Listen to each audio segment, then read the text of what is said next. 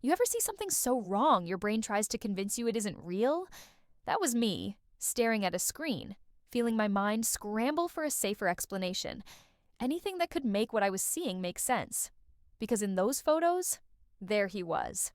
The man I'd been with for the last year, smiling in a suit, holding a woman in a white dress. And I wasn't the bride. My name isn't what matters here, and neither is his. But for this story, we'll call him Alex. That's not the name on his driver's license or the name his friends and family use, but it's the name I'm giving you. The real one? I'm keeping that. Not to protect him, he doesn't deserve that. But because this isn't about exposing his identity. It's about exposing what he did. Alex wasn't the fireworks and grand gestures type. He was the slow burn kind. The man who slipped under your guard because he felt safe. We met at a friend's game night. He beat me at Scrabble, grinned like it was no big deal, and then offered me the last slice of pizza. I noticed right away that he actually listened when I spoke, not nodding on autopilot, but really listening. Our first months together felt effortless. Saturday mornings at the farmer's market, fresh flowers for the kitchen, Tuesday nights with Thai takeout and whatever true crime doc we were hooked on. He remembered my coffee order, knew exactly how I liked my toast, and had a way of tucking my hair behind my ear when I was talking, like he didn't want to miss a single word. Of course, there were the little things. The work trips that started to happen more often. At first, they were no big deal. His job in corporate events meant travel was expected. But over time, the trips got vaguer. If I asked where, I'd get, "Couple of client meetings." Nothing exciting. His replies during those trips became slow, with excuses about bad hotel Wi-Fi. Then there was the phone. In the early days, it would sit unlocked on the couch. Now, it was always face down, the screen lighting up silently. Once, I caught him smiling at a message, fingers flying over the screen. When I asked what was funny, he just said, "Work group chat." I told myself not to overthink it. Trust was part of a healthy relationship, and I didn't want to become the suspicious partner who checked devices and dissected emojis. Before Alex, my love life had been a slow-motion car crash I couldn't seem to step away from. 2 years earlier, I'd been with someone who could make me feel like the only person in the room one day and an afterthought the next. He'd cheated badly. And when it all blew up, I promised myself I'd never again hand over my trust without proof it was deserved. I told myself that next time, I'd move slower. I'd watch for patterns, not promises. I'd wait for actions to line up with words before I let my guard down. Alex made that easy. From the start, he was steady in a way I hadn't realized I needed. Not just texting good morning, but actually showing up for the dinner he said he wanted to take me to. Remembering things I'd told him weeks before, like the fact that I hated coriander, and acting on them. He didn't push for more before I was ready. He matched my pace like he'd been built to fit it. It wasn't just about how he treated me. He made the effort with the people I loved. My friends warmed to him quickly, not in that polite, "we'll be nice because you like him" way, but genuinely. He showed up to my best friend's art show even though he didn't know her, bought a piece and hung it in his living room. My family was more cautious. They'd seen me wrecked before, and they were protective. But Alex didn't flinch at that. He sat through awkward family dinners, listened to my dad talk about football stats like he was prepping for a quiz show, and offered to help my mom fix the wonky hinge on her kitchen cabinet. Slowly, the walls came down. The first real twinge of suspicion didn't come until about 6 months ago. One of my oldest friends was getting married. I'd been looking forward to it for months, partly because weddings were rare chances for us to dress up and just enjoy ourselves without distraction. When I told him the date, Alex frowned. "I can't. That's the week of the annual strategy summit. It's all hands on deck." I remember sitting there with my phone still in my hand, dress options open in a shopping tab, trying not to sound disappointed. "It's fine," I'd said. "Work's important." But a part of me had expected him to try, to find a way to make it work. He didn't. And just like that, I was going to my friend's wedding alone. I pushed the thought aside, told myself I was overreacting, that not everything was a sign of something bigger. Because the truth was, I wanted to believe we were solid. And when you want that badly enough, you can train yourself to ignore a lot. I wasn't snooping. That's the first thing I need you to understand. I was looking for a PDF, a copy of a contract Alex had told me was saved on his tablet. He'd left it on the kitchen counter while he was taking a call in the other room, so I figured I'd grab it and email it to myself. The file wasn't in the documents folder, so I did what anyone would do. Checked recent. That's when I noticed something else. A grayed out icon I'd never clicked before. Recently deleted. It wasn't locked. It should have been locked. I don't know what made me open it. Curiosity, maybe? Or that little gut whisper that had been growing louder over the past few months. Whatever it was, I tapped. The thumbnails loaded in rows. And for a split second, my brain refused to compute what I was looking at. Alex, in a perfectly cut navy suit, boutonniere pinned to his lapel. His arm wrapped around a woman in a white dress, veil trailing over her shoulders. They weren't awkward, posed smiles. They were the kind of smiles people have when the world has just given them exactly what they wanted. His head tilted toward hers, her hand resting against his chest like it belonged there. It was a wedding.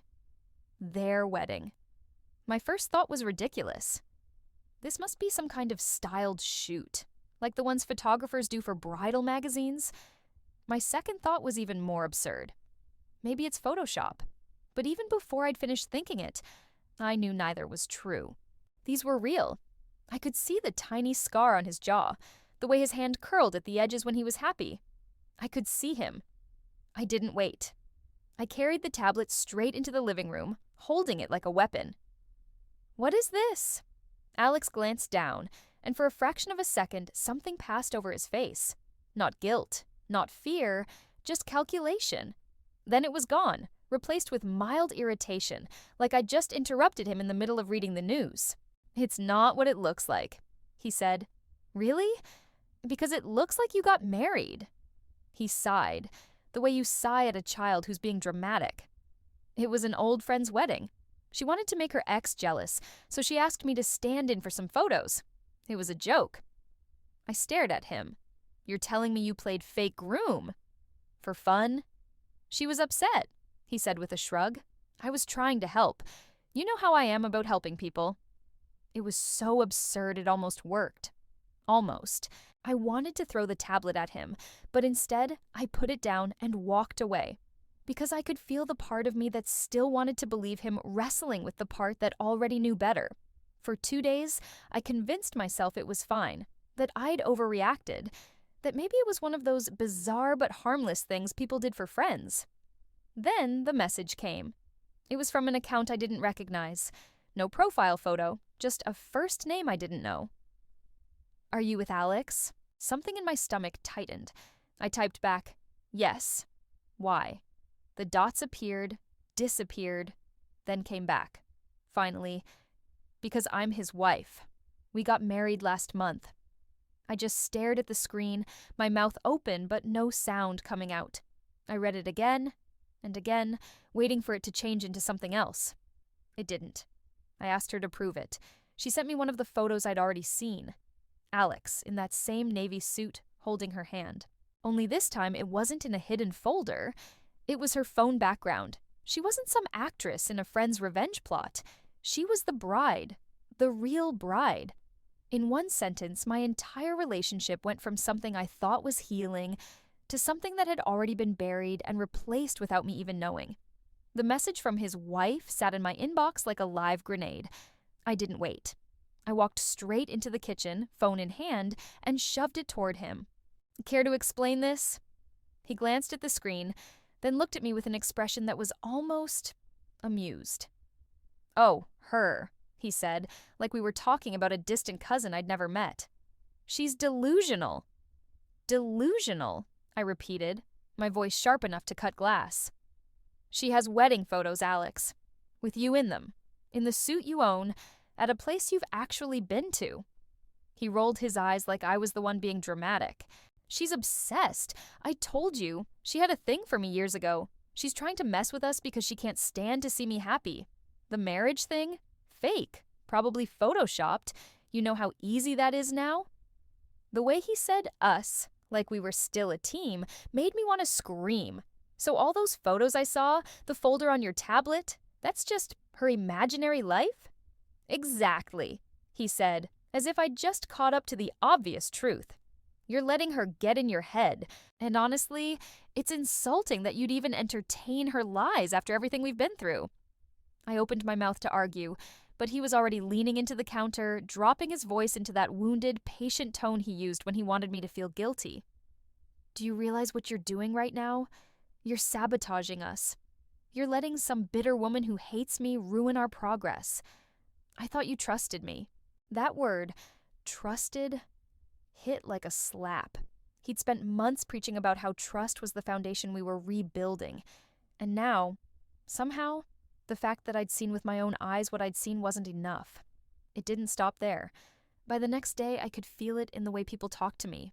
Mutual friends acting awkward on group chats, a few texts that felt more like interrogations than check-ins. Then, one brave soul sent me a message. Alex says you're freaking out over nothing, that you're paranoid again. Paranoid. There it was. The nuclear button. It's an insidious word. It doesn't just mean you're wrong, it means you're broken, unreliable. It plants a seed in everyone's mind that maybe you can't be trusted. And Alex watered that seed with precision. He didn't scream, didn't trash me outright. He just confided in people. That concerned, heavy-hearted kind of gossip that makes him look like the noble one. She's been through a lot. I overheard him telling one of my own friends on the phone. I think it's making her see things that aren't there. I'm just trying to be patient. I wanted to blast him in front of everyone, to drop every screenshot and photo I had in our group chat and watch the shock ripple out. But I didn't. Not yet. Because somewhere in the fog of confusion and humiliation, another instinct kicked in. The one that told me if I blew up now, he'd win. He'd spin it as me being emotional and vindictive and conveniently sidestep the fact that a woman had just claimed to be his legal wife. So I played along. I told him I wanted to move past it, that I'd give him the benefit of the doubt. I let him believe his gaslighting was working. And quietly, I started paying attention, watching how often his phone was face down, noting every late meeting and guy's night, reading the tone in his messages when he thought I wasn't looking. I didn't know exactly what I was going to find, but I knew one thing for certain. The truth would surface. And when it did, I wasn't going to be the one caught off guard. It's amazing how quickly your memories can turn against you. One day they're warm snapshots of happy moments. The next, they're crime scene photos, and you're the one reconstructing the timeline. I started with the obvious. Those business trips he used to take, the ones I'd been so understanding about because I didn't want to be the clingy girlfriend. I pulled out my calendar and started lining them up against the wedding photos I'd seen. It was almost too neat. The conference in Denver lined up perfectly with the date stamped on a photo of him at what I now recognized as a bridal shower. The client dinner in late May. The same weekend his wife posted pictures, ones I hadn't seen before, of a scenic winery visit. The urgent site inspection in August. That was the bachelor party, apparently. I'd been so accommodating. I'd packed him snacks for flights that never happened. I'd sent him good luck texts before meetings that didn't exist. I'd told my friends how lucky I was to have a man who worked so hard for his career. And the phone calls, now those played in my head on a loop. The quick hang-ups when I'd answer with, "Hey, babe," and he'd mumble something about bad reception before disappearing. The times I'd hear muffled voices in the background, and he'd insist it was just the TV. The way his tone would shift, light, distracted, almost nervous, when I called him late at night. Then there were the mornings he'd rush me out. At the time, I'd assumed he just needed to get to work. Now I saw them differently. The urgency wasn't about the office. It was about making sure I was gone before anyone else came home. I went back through old messages, scrolling years deep, my thumb burning from swiping. I found threads where we'd be in the middle of making plans, picking a movie, choosing a dinner spot. And suddenly, he'd vanish. No reply for hours. Sometimes the rest of the night. I'd told myself back then that he'd just gotten busy, that he'd fallen asleep, that maybe his phone had died. But now, I could see exactly where those silences fit into her posts, her check-ins, her little life updates. It wasn't that he was bad at texting. It was that I wasn't the only one he was texting. The more I looked, the more the puzzle pieces clicked together. And every single one cut me as I placed it. This wasn't a slip. It wasn't some recent bad decision he'd made in a moment of weakness. This was choreography. A double life timed down to the minute. The worst part? I couldn't tell where my life ended and hers began. Birthdays, holidays, random Tuesday nights. They all blurred together now. One long overlap of lies where he played the loving partner in two different worlds. And in both, he made sure I never realized I was just filling the gaps. I wasn't the main character. I was the intermission. I didn't want to meet her. Not really. It wasn't fear of her. It was fear of what meeting her would confirm. But after days of back and forth messages, after trading just enough details to know we were talking about the same man, we both came to the same conclusion. We needed to sit down, face to face, and lay everything out. We chose a neutral spot, a quiet coffee shop on the far edge of town where no one would recognize either of us. I got there early and sat by the window, my hands wrapped so tight around my mug that my knuckles ached. When she walked in, I knew it was her before she even reached the counter. It wasn't just that I recognized her from the wedding photos, it was the look on her face, a mixture of exhaustion and armor. She spotted me instantly, hesitated for half a second, then walked over. "I guess we should talk," she said, sliding into the chair across from me. The first few minutes were careful, polite even. We danced around the details like they might explode if we touched them too quickly. She asked me how I met him. I asked the same. Her answer landed like a rock in my stomach. 5 years ago. We've been married for almost 1 month. I sipped my coffee just to have something to do with my mouth. He told me you were an ex, that you were obsessed, that you wouldn't stop trying to contact him. Her head snapped up, eyes narrowing. That's exactly what he said about you. For a moment, we just stared at each other. It was the kind of silence where the air feels heavier, where you can almost hear the shape of the lie between you. Then it started. The timelines. We pulled out our phones and compared dates, scrolling through old messages, screenshots, photos. The overlap was almost surgical. The weekend he told me he was in Chicago for work, she had photos of them at her cousin's wedding in Vermont. The week he claimed he was swamped with late-night meetings, she had texts from him saying he was at home, relaxing. Christmas? He'd spent Christmas morning with her family, then driven to my apartment that evening, smiling like he'd raced through traffic just to see me. Even our anniversaries were tangled. He'd planned separate special weekends for each of us, complete with hotel stays and romantic dinners, just on different dates, with the same rehearsed lines. Every time I thought I had his full attention, I was really just holding the hours she didn't have. It was dizzying. There was no straight line in my memory anymore. Everything looped back into hers, and hers into mine, until it was impossible to tell whose life was the real one. And then she dropped the bomb. "I thought you were just some clingy ex-girlfriend who couldn't move on." That's what he told me. He'd say, "She's still hung up on me. She makes up these stories, but I don't want to be cruel, so I keep the peace." I almost laughed, not because it was funny, but because of how perfectly he'd played it, turning each of us into the villain in the other's story without ever getting his own hands dirty. She leaned forward then, lowering her voice. "You know what's worse? I think he kept you around on purpose." I frowned. "What do you mean?" She looked straight at me, her expression flat and certain. Whenever we were going through a bad patch, he'd disappear for a day or two, sometimes longer. I used to think he was just cooling off.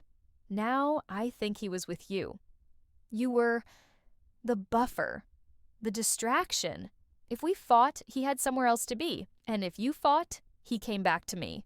Neither of us ever had enough space to see the full picture. That's when it hit me. I hadn't been the other woman in the way I'd imagined. I wasn't just a side project. I was part of the infrastructure of his marriage, a built-in alibi. He didn't just cheat with me, he used me. We sat there for nearly 2 hours, trading stories like war veterans comparing scars. Every detail that matched was another cut. But it was also a strange kind of validation. It wasn't paranoia. It wasn't some fantasy I'd built out of insecurity. Every doubt I'd had was rooted in something real. By the end, we weren't even looking at our phones anymore. We just sat back, letting the ugly truth hang between us. When we finally stood to leave, she touched my arm. "For what it's worth," she said, "I don't think either of us ever really knew him." I nodded because she was right. Whatever man I'd loved, whatever man she'd married, he didn't exist outside of the stories he'd told us. Walking back to my car, I realized I wasn't heartbroken in the way I'd expected. I was humiliated, not just because he'd lied, but because I'd played my part so perfectly without even knowing it. He wasn't with me because he loved me. He was keeping me in case he lost her. I didn't go straight to him. I drove around for hours, his wife's words replaying in my head like they'd been branded there. My hands shook the whole time. Not from fear, but from the restraint it took not to send him every screenshot, every photo, every piece of evidence right then and there. No, I wanted to see his face when the mask came off. When I finally walked into his apartment, he looked up from the couch like nothing in the world was wrong. "Hey, you're late," he said, smiling, like we were still us. I didn't bother sitting down. Instead, I pulled my phone from my bag and dropped it onto the coffee table. The screen lit up with the folder I'd prepared. Wedding photos, screenshots of messages, the timelines she and I had built together. "What's this now?" he asked, picking it up. "Everything," I said. "Everything you've been doing behind my back." At first, he just stared at the screen, his face unreadable. Then he set the phone down and leaned back, letting out a slow breath. "I didn't want to let either of you go." It was so calm, so matter-of-fact, like he was explaining why he'd kept 2 insurance policies instead of 1. I laughed. I couldn't help it. It just ripped out of me sharp and bitter. "Do you even hear yourself?" He shrugged. "I love you both in different ways." "Why is that so hard to understand?" "Because you married her," I snapped. "Marriage doesn't mean what you think it does," he said, his voice dropping into that patronizing tone he always used when he wanted me to feel small. "It's a legal thing. It doesn't mean she's more important than you." I stared at him, and that's when the words I'd been holding back came spilling out. "You've been lying to both of us. You turned me into her enemy so you could have both without either of us knowing. And you think this is some kind of... what? Smart strategy?" He had the audacity to smirk. "It worked, didn't it? Until now." That smirk broke something in me. Whatever scraps of love or longing I'd been holding onto were gone, replaced by something cold and razor-sharp. I picked up my phone from the table, slid it back into my bag, and walked to the door. "Where are you going?" he asked, still lounging on the couch like this was just another argument we'd get over. "Away from you," I said. "You're toxic, Alex, and you're too arrogant to even hide it anymore." And that's when he dropped the final twist, like it was nothing, like it was the most reasonable thing in the world. "The marriage is still on," he said, "but it doesn't mean anything." I froze in the doorway, my hand on the knob. That was the moment I understood. Lies aren't accidents. They're not slips of the tongue or moments of weakness. They're strategies, calculated, rehearsed, perfected, and he'd been perfecting his for years. I didn't say another word. I just walked out, letting the door click shut behind me, quiet, final, and heavier than any slam. I didn't give him a grand finale. No screaming match, no dramatic, "you'll regret this" speech. He wasn't worth the energy. The moment I got home, I pulled out my phone, blocked his number, and deleted every photo, every message. Not because erasing them would erase the pain. It wouldn't. But because I refused to let him take up space in my life 1 second longer. Then I sat on my couch in the quiet, and for the first time in months, I could hear myself think. No background hum of doubt, no mental gymnastics trying to make his behavior make sense. Just stillness. The next morning, I called my therapist and booked an extra session.